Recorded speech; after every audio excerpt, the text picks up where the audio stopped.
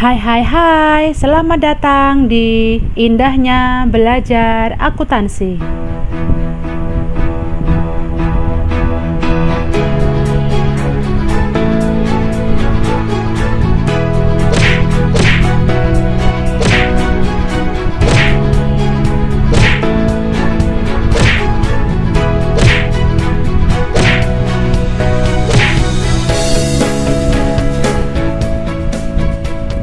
Pada kesempatan hari ini, kita akan belajar akuntansi manajemen bersama Indahnya Belajar Akuntansi.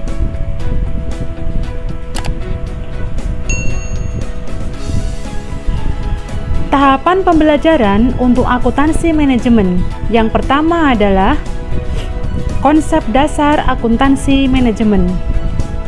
Yang kedua, konsep biaya dan pembebanannya.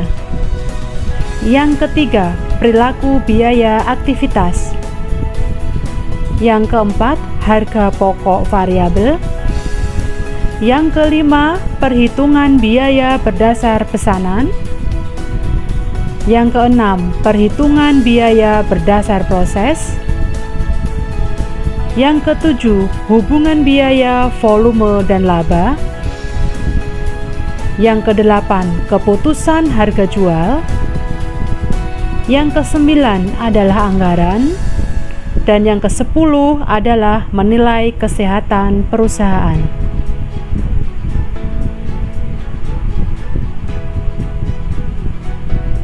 Kita masuk ke dalam tahapan bab 2 tentang konsep biaya dan pembebanannya. Yang pertama, kita harus mengetahui dulu definisi dari biaya. Biaya adalah kas atau setara kas yang dikorbankan untuk mendapatkan barang atau jasa yang diharapkan untuk memberi manfaat saat ini atau di masa depan bagi organisasi. Apa itu setara kas? Setara kas yaitu sumber non-kas yang dapat ditukar dengan barang atau jasa yang diinginkan. Contohnya, menukar peralatan dengan bahan baku.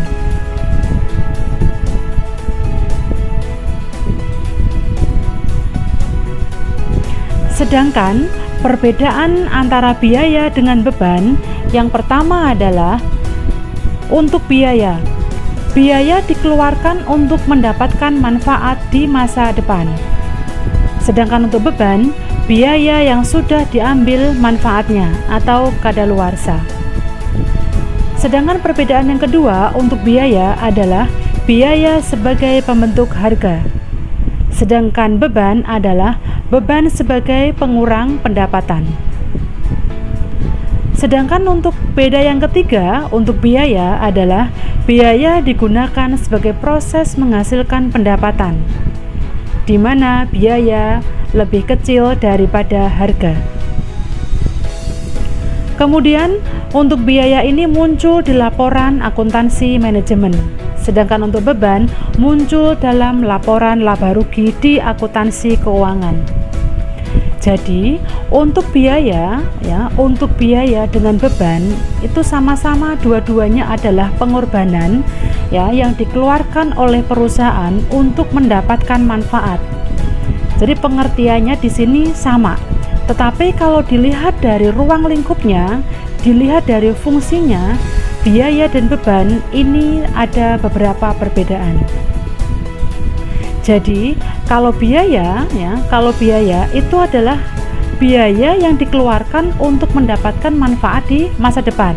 Sedangkan untuk beban adalah biaya yang sudah diambil manfaatnya atau kadaluarsa. Contohnya adalah untuk biaya bahan baku misalnya. Ketika perusahaan ini mengeluarkan uang untuk membayar bahan baku, di mana bahan baku ini digunakan untuk proses produksi dan nantinya akan menghasilkan unit produk, dan unit produk ini nanti digunakan sebagai dasar untuk pembentuk harga yang nantinya akan dijual ke pasar. Jadi untuk biaya bahan baku, biaya tenaga kerja langsung maupun biaya overhead pabrik itu adalah biaya-biaya yang dikeluarkan oleh perusahaan ya, yang digunakan sebagai pembentuk unit harga ya, di mana ketika sudah terbentuk maka dijadikan sebagai dasar untuk menentukan harga jual. Sedangkan untuk beban adalah biaya yang sudah diambil manfaatnya atau kadaluarsa. Saya kasih contoh sekarang. Contohnya adalah gaji. Kapan perusahaan ya, menganggap bahwa gaji ini diakui sebagai biaya dan gaji ini diakui sebagai beban? Gaji ketika diakui sebagai biaya ya, ketika pada saat dikeluarkannya uang tersebut ya, pada saat dikeluarkannya uang tersebut digunakan untuk membayar gaji pada periode dikeluarkannya uang tersebut. Tetapi kalau beban ya, gaji ini contohnya adalah ketika gaji ini sudah dibayar di bulan Januari ya, Februari, Maret, April, Mei, Juni sampai Desember, maka pengakuan di akhir periode tutup buku atau di bulan Desember ya, atas gaji-gaji yang sudah dibayarkan pada bulan Januari sampai bulan Desember itu namanya bukan biaya lagi, tapi beban. Berbeda ketika perusahaan mengeluarkan gaji di setiap bulan. Kalau gaji yang dibayarkan di setiap bulan itu masih dalam kategori biaya. Misal gaji di bulan Januari, berarti biaya gaji di bulan Januari. Perusahaan mengeluarkan uang untuk bayar gaji di bulan Februari. Berarti ketika perusahaan mencatat pencatatan di bulan Februari berarti masuk biaya gaji.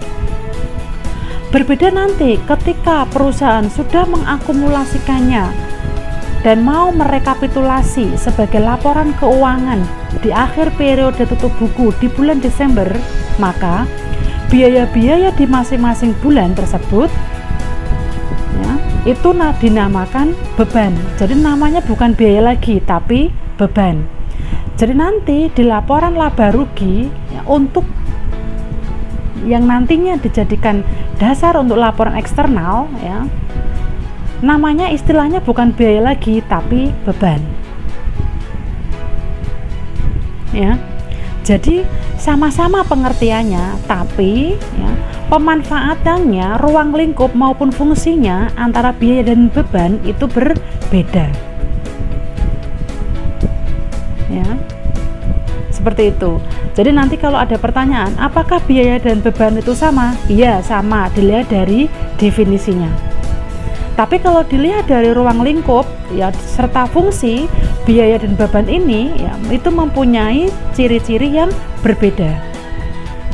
Ya, salah satunya adalah kalau biaya dikeluarkan untuk mendapatkan manfaat di masa depan, sedangkan beban itu biaya yang sudah diambil manfaatnya atau yang sudah berlalu. Contohnya tadi adalah gaji. Gaji di bulan Januari, gaji di bulan Februari, gaji di bulan Maret dan lain-lain itu masuk biaya. Tetapi nanti kalau sudah diakumulasikan di akhir periode, namanya bukan biaya lagi tapi beban.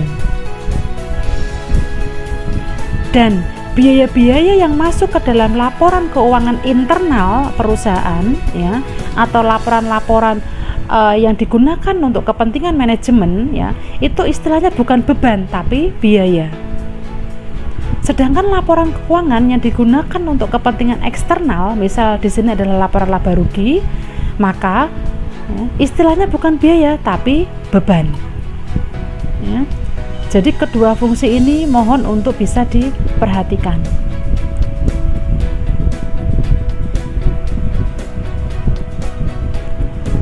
Kita masuk ke dalam objek dan perlakuannya.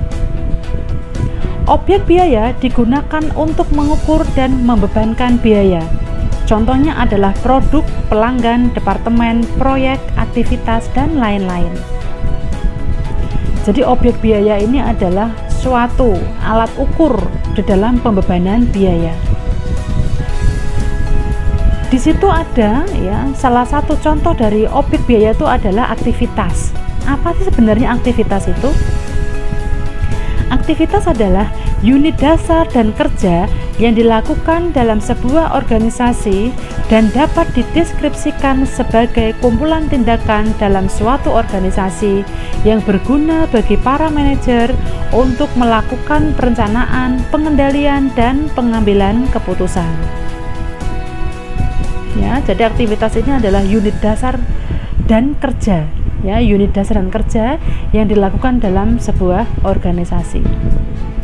Misalnya, perusahaan pertambangan ingin menetapkan biaya penyulingan minyak, maka objek biayanya adalah penyulingan minyak. Aktivitasnya, perusahaan mobil ingin menetapkan biaya perakitan mobil, maka objek biayanya adalah perakitan mobil. Aktivitasnya. Contoh lagi, misal si Abi membuat kue untuk dijual di pasar, berarti objek biayanya adalah membuat kue. Ya, jadi objek biaya ini itu merupakan suatu bentuk dasar aktivitas. Sebenarnya aktivitas yang dilakukan itu apa sih? Itu adalah objek biaya. Pengurangan biaya bisa dilakukan oleh manajer atau bagian lain yang berkaitan dengan pusat laba agar lebih efisien untuk meningkatkan daya saing. Ya, jadi pusat laba di sini adalah departemen-departemen yang ada keterkaitan dengan penentuan biaya, yang nantinya biaya-biaya ini digunakan sebagai dasar untuk menentukan laba. Tidak semua departemen-departemen produksi itu masuk ke dalam pusat laba. Yang masuk ke dalam pusat laba adalah departemen-departemen di mana aktivitasnya adalah aktivitas produksi, yang outputnya adalah produk. Jadi tidak semua departemenisasi itu masuk ke dalam pusat laba. Contohnya departemen yang bukan termasuk pusat laba di sini adalah apa? Departemen sumber daya manusia, departemen purchasing, departemen pemasaran, departemen keuangan, departemen produksi. Kira-kira tuh masuk pusat laba ataukah tidak? Masuk. Jadi departemen pemasaran, departemen keuangan, departemen produksi itu masuk ke dalam pusat laba karena mereka melakukan aktivitas proses produksi yang nantinya akan dikalkulasi oleh departemen keuangan yang digunakan sebagai dasar untuk menjual yang dilakukan oleh departemen pemasaran. Jadi departemen-departemen yang tidak ada keterkaitan dengan itu, maka dia bukan termasuk ke dalam satu departemen atau dalam pusat laba. Di sini juga ada pengertian dari biaya peluang atau opportunity cost. Opportunity cost merupakan manfaat yang dikorbankan ketika satu alternatif dipilih dari alternatif lainnya. Contohnya, perusahaan lebih memilih memasukkan dana untuk pembelian peralatan untuk proses produksi daripada memasukkan dananya di perbankan. Jadi biaya peluang ini digunakan untuk membandingkan mana yang lebih untung, apakah biaya ataukah uang ini digunakan untuk hal ini ataukah untuk hal ini. Kepentingan-kepentingan ini nantinya perusahaan akan membandingkan mana yang lebih menguntungkan. Yang lebih menguntungkan itulah yang nantinya akan diambil. Di sini namanya adalah biaya peluang atau opportunity cost. Kapan perusahaan itu, misal di sini adalah fotokopi misalnya, kapan perusahaan itu membeli mesin fotokopi dan kapan perusahaan itu menyewa mesin fotokopi? Apakah lebih untung menyewa ataukah lebih untung membeli? Hal-hal yang seperti ini perusahaan itu harus mampu mengkalkulasi. Kalau lebih untung menyewa, maka yang dipilih adalah menyewa. Tapi kalau lebih untung membeli, maka alangkah baiknya perusahaan membeli mesin fotokopi. Selisih antara membeli dan menyewa itulah yang disebut dengan biaya peluang atau opportunity cost.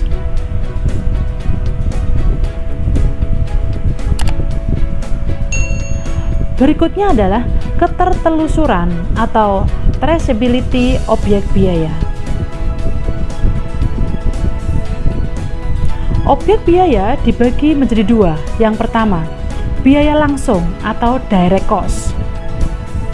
Biaya langsung atau direct cost. Apa itu biaya langsung? Biaya yang dapat ditelusuri dengan mudah dan akurat sebagai objek biaya. Ingat, objek biaya tadi adalah aktivitas ya yang menimbulkan biaya. Tuh ya. Apa sih istilah ditelusuri dengan mudah? Artinya adalah biaya dapat dibebankan dengan cara yang layak secara ekonomi. Sedangkan akurat artinya biaya dapat dibebankan dengan menggunakan sebab akibat. Jadi kalau dapat ditelusuri dengan mudah, ya berarti memang pembebanannya ya itu layak dan mempunyai unsur ekonomis. Kalau kita ngomong unsur ekonomis ya berarti di situ ada kalkulasi-kalkulasi dalam efisiensi pengenaan biaya. Ya. Tetapi kalau akurat, ya, kalau akurat itu adalah tepat, akurat itu. Ya, jadi biaya itu dikeluarkan untuk apa dan hasilnya itu berapa, itu harus tepat. Jangan sampai biaya dikeluarkan yang harusnya bisa menghasilkan 10 unit tapi tidak bisa menghasilkan 10 unit, misal hanya 5 unit aja. Kalau biaya harusnya dikeluarkan 10 unit tapi hanya menghasilkan 5 unit, berarti ya akurasi dari objek biayanya itu adalah kurang tepat, berarti ada kan kendala. Nah, kendala-kendala nanti itu harus dicari oleh manajemen. Apa yang menimbulkan selisih tersebut? Itu ya. Contoh dari biaya langsung ini apa? Contohnya, yaitu biaya bahan baku dan biaya tenaga kerja langsung. Ya, BBB itu adalah biaya bahan baku, BTKL itu adalah biaya tenaga kerja langsung. Mungkin yang sebelumnya sudah mengambil akuntansi biaya, singkatan-singkatan seperti ini gitu ya. Itu saya yakin mahasiswa sudah memahaminya gitu ya. Sedangkan objek biaya yang kedua adalah biaya tidak langsung atau indirect cost. Biaya yang tidak dapat ditelusuri dengan mudah dan akurat sebagai objek biaya.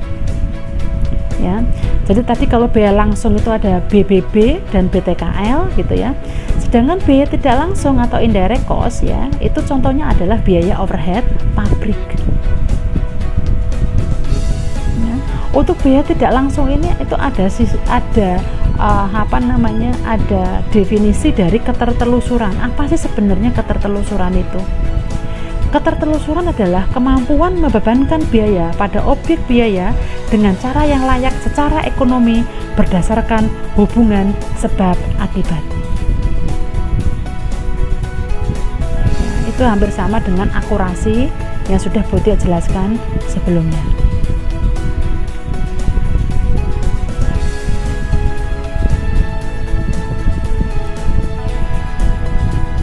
Sedangkan untuk metode penelusuran biaya ya, itu yang pertama adalah penelusuran langsung atau direct tracing. Suatu proses pengidentifikasian dan pembebanan biaya yang berkaitan secara khusus dan fisik dengan suatu objek, biasanya digunakan untuk pengamatan fisik. Metode penelusuran biaya yang kedua adalah penelusuran penggerak atau driver tracing.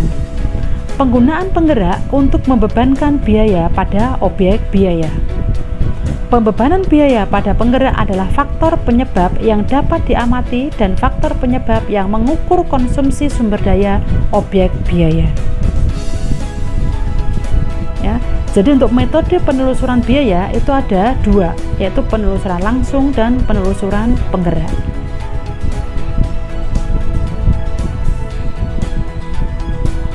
Ya, untuk memahami dua hal tadi ya, penelusuran langsung maupun penelusuran penggerak, kita bisa langsung masuk ke contoh biar ada gambarannya. Contohnya adalah seperti ini.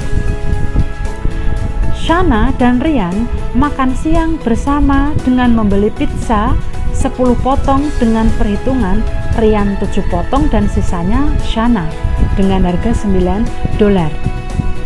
Jadi Shana dan Ryan itu membeli satu buah pizza, di mana satu buah pizza ini itu dipotong menjadi 10 bagian ya. Yang 7 itu untuk Ryan, yang 3 sisanya adalah untuk Shana, dan di mana satu buah pizza itu harganya $9. Selain beli pizza, Shana dan Ryan ya, itu juga membeli minuman seharga $2 yang berisi 5 gelas dengan perhitungan 3 gelas untuk Ryan dan sisanya untuk Shana. Berarti 3 gelas untuk Ryan dan 2 untuk Shana. Kemudian Shana itu memesan selada, harganya $1. Ryan tidak memesan. Bagaimana perhitungan pembebanan biaya per orang? Nah, jadi contoh ini kalian bisa perlakukan sebenarnya, berlakukan ketika kalian mungkin jajan dengan teman kalian ya gitu ya. Ketika kalian beli pizza gitu ya, kemudian pizzanya itu sudah dipotong-potong gitu. Misal pizza itu harganya $9, misal teman kalian kok makannya 3, kamu makannya 6 misalnya. Kira-kira ketika di akhir kok nggak ada yang traktir, misalnya harus bayar sendiri-sendiri misal. Itu nanti proporsi perhitungannya itu akan seperti ini. Saya itu harus bayar berapa, teman saya itu harus bayar berapa. Wah Bu Tio, itu sepertinya kayak orang yang perhitungan gitu ya. Ya tidak apa-apa. Mempraktekkan ini maksudnya. Tuh ya. Ini mempraktekkan dari penelusuran biaya ini. Gitu. Karena memang hal-hal seperti ini itu tidak bisa kita pungkiri saudari. Ya, dan sering banyak sekali kita jumpai kayak gitu ya, makan bareng tapi bayarnya dewe-dewe kayak gitu ya. Itu hal-hal umum kayak gitu ya. Tetapi kalau di sini itu proporsinya jelas gitu ya. Dari soal ini itu proporsinya jelas. Antara Shana dan Ryan itu bayar sendiri-sendiri dengan apa yang mereka makan dan mereka beli kayak gitu ya. Nah, ini adalah perhitungannya. Di sini ada tabel ya, di sana ada tabel Shana, ada kolom Ryan, ada kolom Shana gitu ya, sudah ada tabelnya di situ. Ya, mana yang masuk ke penelusuran langsung dan mana yang masuk ke dalam penelusuran penggerak. Ya, tadi kalau penelusuran langsung itu adalah bisa dilihat secara fisik. Kalau dilihat secara fisik berarti kelihatan siapa yang mengkonsumsi, siapa yang tidak mengkonsumsi, itu clear jelas. Tetapi kalau penelusuran penggerak, sama-sama mereka mengkonsumsi, sama-sama mereka membeli, tapi proporsinya yang berbeda. Itu namanya penelusuran penggerak. Dari contoh tadi ya, penelusuran langsung ya, itu adalah selada. Kenapa selada? Karena selada yang membeli hanya Shana. Jadi ya, yang membayar nanti harus Shana. Ryan tidak boleh membayar karena yang makan adalah Shana. Kelihatan langsung bisa dilihat. Tidak perlu membuat proporsi. Jadi nanti di sini di kolom Shana itu ada $1, sedangkan Ryan itu 0, masih 0 karena memang Ryan tidak membeli selada. Sedangkan pizza yang berikutnya. Lah pizza ini merupakan penelusuran penggerak. Ya, yang dimana yang Butik sudah jelaskan di awal. Sama-sama membeli, sama-sama mengkonsumsi. Tetapi proporsinya berbeda-beda. Untuk Shana sekarang, Shana harus bayar berapa ya? Ketika Shana ini hanya memakan 3 potong kayak gitu ya.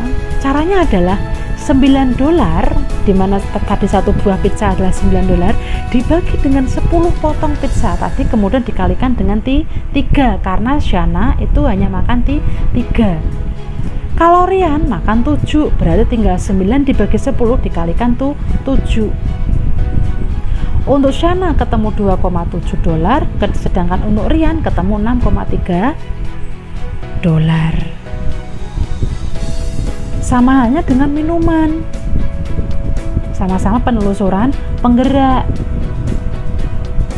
ya. 3 gelas diminum Rian dan 2 gelas diminum Shana. Berarti rumusnya adalah $2, yaitu harga dari keseluruhan minuman, dibagi dengan 5 karena jumlahnya minumannya itu ada 5, dikalikan 2 gelas itu untuk Shana dan 3 gelas untuk Rian. Jadi di akhir proses kulineran ini gitu ya, Shana harus membayar berapa? $4,5, sedangkan Rian bayarnya $7,50 ya. Jadi proporsi-proporsi yang seperti inilah yang dimana mahasiswa harus ketahui kayak gitu ya. Sebenarnya nggak hanya di unsur kasus seperti ini aja gitu ya, tapi mungkin di kasus-kasus lain di mana kalian menjumpai hal-hal yang membutuhkan tingkat proporsi penilaian ya, nanti caranya juga akan seperti yang sudah Bu Tio sampaikan tadi ya. Jadi cukup jelas ya untuk contoh penelusuran objek biaya ini ya. Oke.